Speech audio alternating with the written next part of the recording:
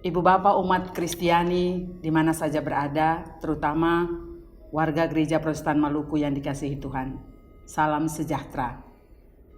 Kita patut bersyukur karena di tengah-tengah realitas bangsa yang sedang dilanda kegalauan akibat pandemi COVID-19, tapi melalui media ini kita masih diperjumpakan. Saat ini saya ingin mengajak Ibu Bapak Saudara untuk membaca dan merenungkan bagian Alkitab Perjanjian Lama, Kejadian 45 ayat 1 sampai ayatnya yang ke-15. Sebelum kita membacanya, mari kita berdoa minta tuntunan kuasa Roh Kudus. Kita berdoa. Ya Allah, teduhkanlah segala suara lain di hati kami, agar kami dapat mendengarkan suara-Mu. Urapilah kami dengan Roh-Mu, agar kami memahami kehendak-Mu. Di dalam nama-Mu kami berdoa. Amin. Kejadian 45 ayat 1 hingga ayatnya yang ke-15, demikian bunyinya. Yusuf memperkenalkan dirinya kepada saudara-saudaranya. Ketika itu Yusuf tidak dapat menahan hatinya lagi di depan semua orang yang berdiri di dekatnya. Lalu berserulah ia, "Suruhlah keluar semua orang dari sini." Maka tidak ada seorang pun yang tinggal di situ bersama-sama Yusuf. Ketika ia memperkenalkan dirinya kepada saudara-saudaranya. Setelah itu menangislah ia keras-keras sehingga kedengaran kepada orang Mesir dan kepada seisi istana Firaun. Dan Yusuf berkata kepada saudara-saudaranya, "Akulah Yusuf, masih hidupkah Bapa?" Tetapi saudara-saudaranya tidak dapat menjawabnya sebab mereka takut dan gemetar menghadapi dia. Lalu kata Yusuf kepada saudara-saudaranya itu, "Marilah dekat-dekat." Maka mendekatlah mereka. Katanya lagi, "Akulah Yusuf, saudaramu yang kami jual di Mesir. Tetapi sekarang janganlah bersusah hati dan janganlah menyesali diri, karena kamu menjual aku ke sini sebab untuk memelihara kehidupanlah Allah menyuruh aku mendahului kamu. Karena telah 2 tahun ada kelaparan dalam negeri ini, dan selama 5 tahun lagi orang tidak akan membajak atau menuai. Maka Allah telah menyuruh aku mendahului kamu untuk menjamin kelanjutan keturunanmu di bumi ini dan untuk memelihara hidupmu sehingga sebagian besar daripadamu tertolong. Jadi bukanlah kamu yang menyuruh aku ke sini, tetapi Allah. Dialah yang telah menempatkan aku sebagai bapa bagi Firaun dan tuan atas seluruh istananya dan sebagai kuasa atas seluruh tanah Mesir. Segera kamu kembali kepada bapa dan katakanlah kepadanya, beginilah kata Yusuf anakmu. Allah telah menempatkan aku sebagai tuan atas seluruh Mesir. Datanglah mendapatkan aku, janganlah tunggu-tunggu. Engkau akan tinggal di tanah Goshen dan akan dekat kepadaku, engkau serta anak cucumu, kambing domba dan lembu sapimu, dan segala milikmu. Di sanalah aku memelihara engkau, sebab kelaparan ini masih ada 5 tahun lagi, supaya engkau jangan jatuh miskin bersama seisi rumahmu dan semua orang yang ikut serta dengan engkau. Dan kamu telah melihat dengan mata sendiri, dan saudaraku Benyamin juga, bahwa mulutku sendiri mengatakannya kepadamu. Sebab itu ceritakanlah kepada Bapa segala kemuliaanku di negeri Mesir ini dan segala yang telah kamu lihat. Kemudian segeralah bawa Bapa kemari. Lalu dipeluknya leher Benyamin adiknya itu dan menangislah ia, dan menangis pula lah Benyamin pada bahu Yusuf. Yusuf mencium semua saudara-saudaranya itu dengan mesra dan ia menangis sambil memeluk mereka. Sesudah itu barulah saudara-saudaranya bercakap-cakap dengan dia. Saudara-saudari yang terkasih dalam Tuhan Yesus, bagaimana rasanya setelah cukup lama Tado di rumah, tinggal di rumah, atau bekerja dari rumah, dan beribadah di rumah di tengah-tengah situasi ini. Saya kira kalau masing-masing orang memberikan testimoninya, maka akan ada banyak sekali. Namun bagi saya, dari sejumlah pengalaman itu, ada satu kesaksian penting. Ternyata pandemi COVID-19 atau corona yang melanda dunia ini bukan hanya membuat kita semua seperti berada di dalam kegelapan saja. Tetapi pandemi COVID-19 juga bisa membuat kita semua melihat terang walaupun di dalam kegelapan. Ibu bapak saudara terkasih, membaca teks kita hari ini, Kejadian 45 tentu tidak bisa dilepas dari pasal-pasal sebelumnya, sejak pasal 42 yang mengisahkan tentang kejadian perjumpaan antara orang-orang basudara, Yusuf dan saudara-saudaranya. Kalau kita memperhatikan pasal-pasal sebelumnya, maka kita akan menemukan beberapa hal menarik yang terjadi di antara Yusuf dan saudara-saudaranya yang notabene adalah anak-anak dari satu orang bapa, Yakub, dan ibu yang berbeda, Lea, Silva, Rahel, dan Bilha. Dikisahkan di sana bahwa Yusuf adalah putra ke-11 dari Yakub atau putra pertama dari Rahel dan anak yang paling dikasihi oleh Yakub. Dan dari ke-13 putra-putri Yakub, Yusuf adalah putra Yakub yang lahir pada masa Yakub sudah tua dari istrinya Rahel yang sangat dikasihinya. Selain itu, cerita tentang Yusuf dalam Perjanjian Lama adalah cerita yang sangat hidup dan menarik, saudara-saudara. Dia adalah termasuk salah seorang anak yang cukup dimanjakan, anak yang dikasihi, tapi kemudian terjual menjadi budak di Mesir karena kecemburuan dari saudara-saudaranya. Dari terhukum sebagai korban fitnah, kemudian dia naik menduduki jabatan tertinggi pemerintahan. Dari penafsir mimpi, diangkat menjadi seorang penentu kebijakan yang strategis, sehingga dia mampu membuat perencanaan yang cukup bijaksana untuk mengatasi bala kelaparan dan dengan demikian menyelamatkan bangsa atau negeri itu dan keluarga serta bapaknya dari ancaman kematian. Secara khusus teks kita hari ini, Bapak Ibu Saudara-saudara, ditampilkan sebuah drama perjumpaan antara adik kakak yang punya masa lalu kelam. Dan perjumpaan itu terjadi justru ketika bangsa ini sedang menghadapi kemelut, bahaya, ancaman kelaparan. Nah, Bapak Ibu Saudara-saudara yang Tuhan Yesus kasih, saya mencatat ada 3 hal penting dari perjumpaan itu. Sejak semula di pasal 42, saudara-saudara Yusuf menemukan ternyata dari kedatangan mereka, pertemuan mereka bersama dengan saudara yang tidak mereka kenal, itu ada banyak kejanggalan, ada banyak kejadian yang cukup membuat mereka merasa panik atau bingung. Tapi mereka tidak berani bertanya kepada Yusuf. Dan akhirnya mereka menjadi sangat-sangat takjub saat menemukan bahwa mereka ternyata bukan dihakimi, mereka bukan ternyata tidak diberi sanksi atau tidak dipenjarakan karena kesalahan-kesalahan kecil itu. Tapi malah mereka dihadapkan dengan sebuah perilaku yang dipenuhi dengan suasana kelemah lembutan dan kasih sayang. Mari kita perhatikan salah satu di ayat pertama, Bapak Ibu.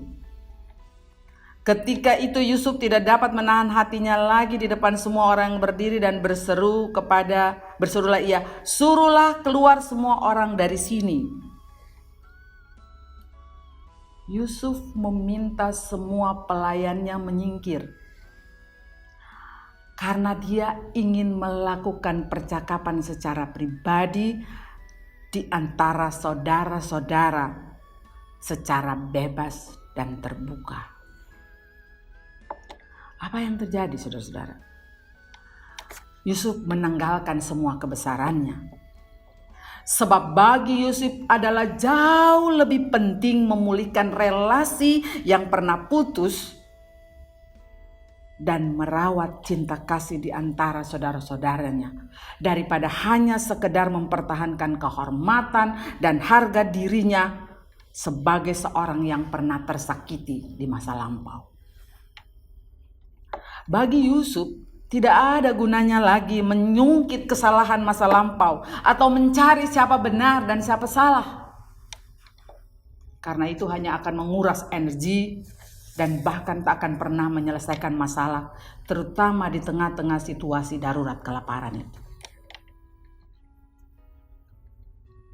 Ayat yang kedua, maka menangislah ia keras-keras.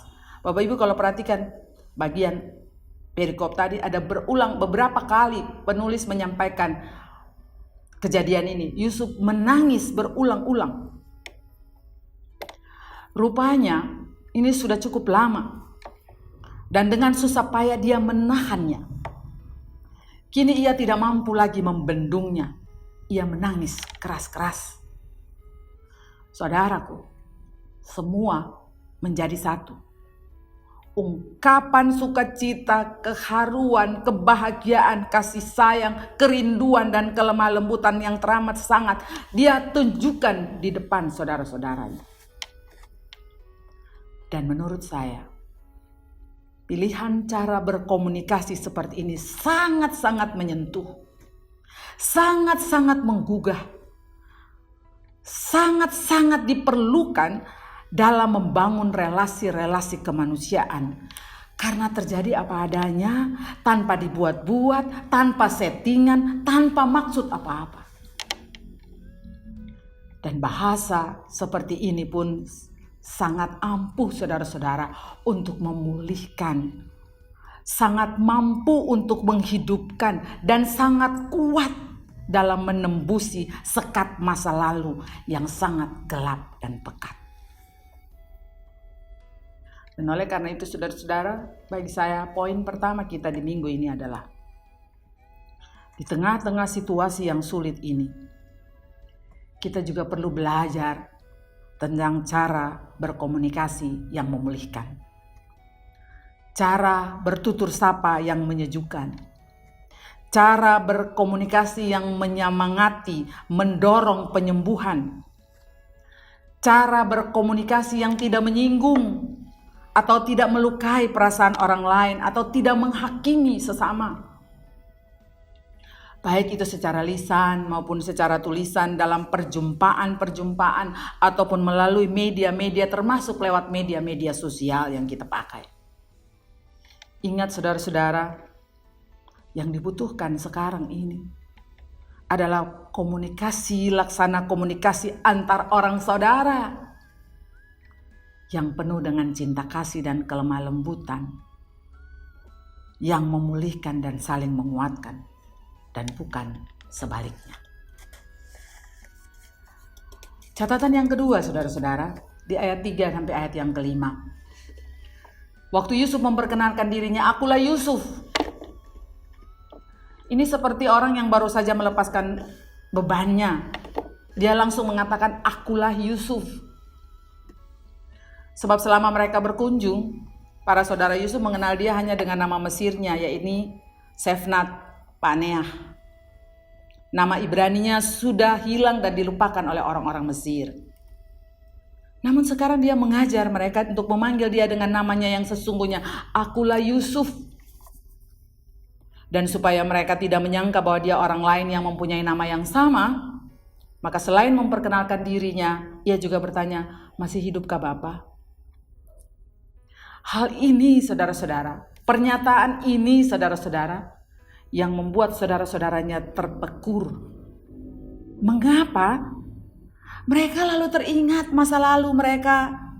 Mereka lalu, saudara-saudara Yusuf lalu teringat masa lampau yang gelap yang telah menghancurkan relasi persaudaraan, sebab mereka sendiri yang menjual saudara kandungnya.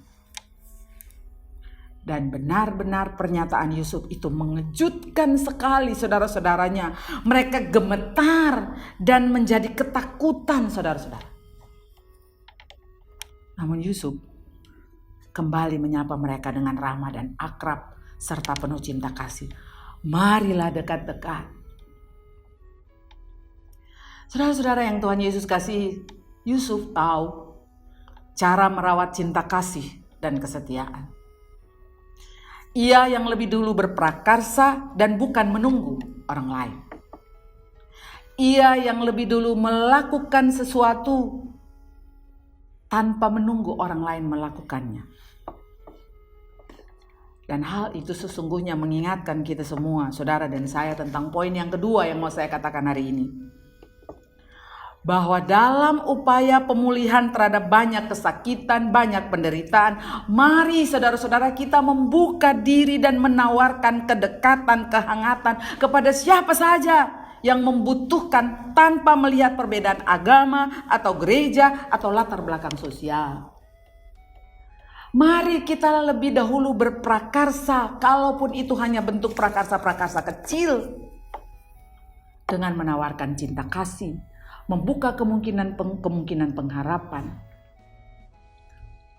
melakukan aksi diakonia antar satu dengan lainnya, berbagi sagu, berbagi sepiring nasi, itu sangat berdampak besar, dan itu sesungguhnya kita sedang menghadirkan kerajaan Allah di bumi ini.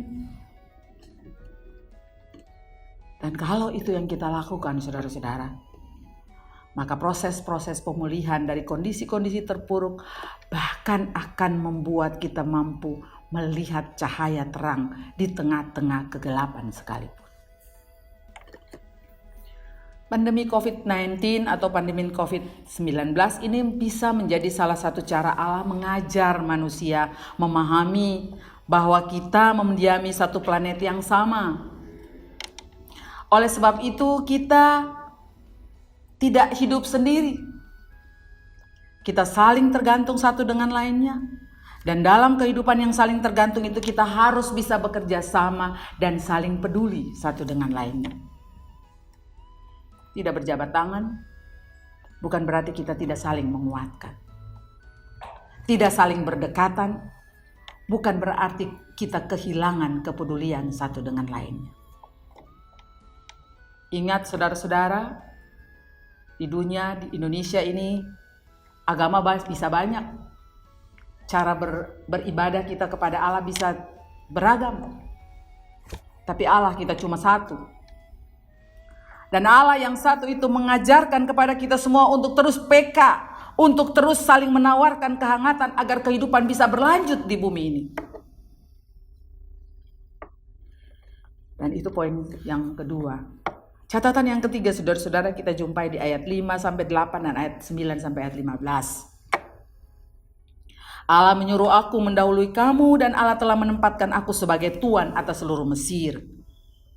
Dan kemudian di ayat 9-15 Yusuf memberi gambaran bahwa Israel sebagai umat Allah mendapatkan pemeliharaan istimewa darinya.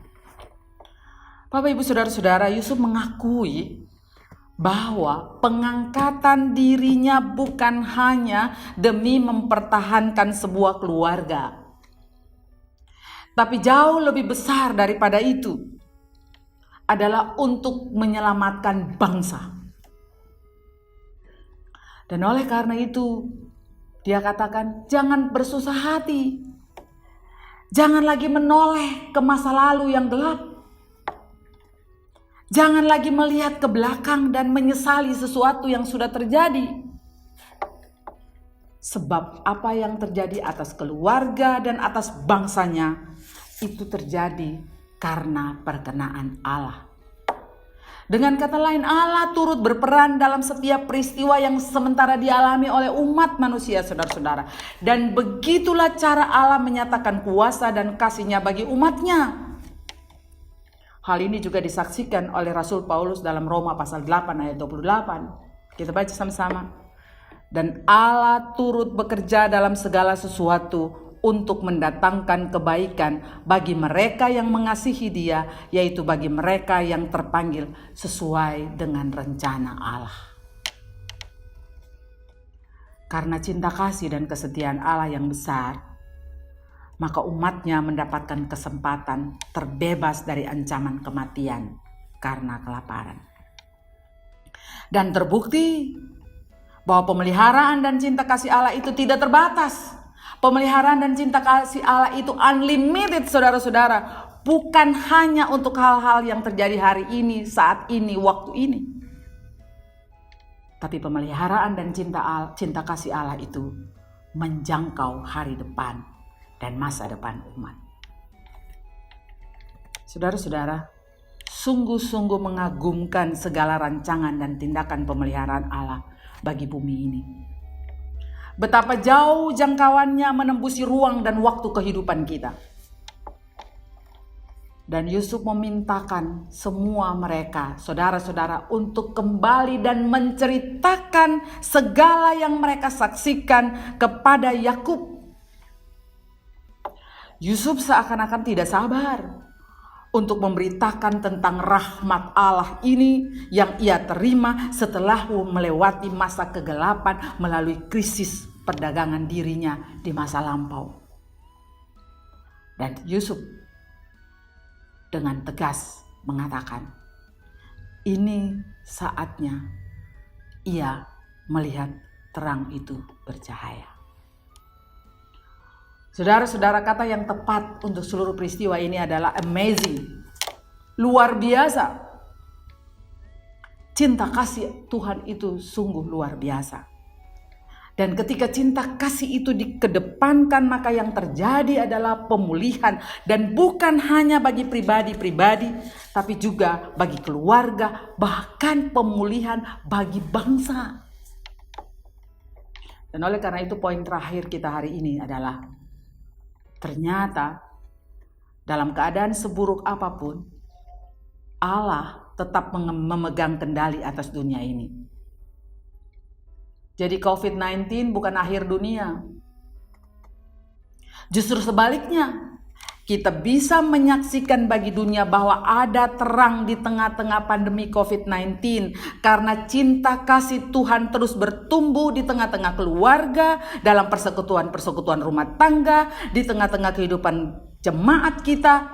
Dan ternyata pula kita mampu menyaksikan bagi dunia bahwa dari tengah-tengah kegelapan, orang melihat terang. Dari masa lampau yang kelam, orang bisa melihat dan menemukan terang. Dari pengalaman buruk terlahir sukacita besar, keluarga dipulihkan, bangsa pun diberkati. Dan oleh karena itu saudara-saudara, jangan pernah kehilangan pengharapan di dalam Tuhan. Karena Tuhan pun tidak pernah putus asa dengan saudara-saudara dan saya. Ia adalah penyelamat kita. Amin.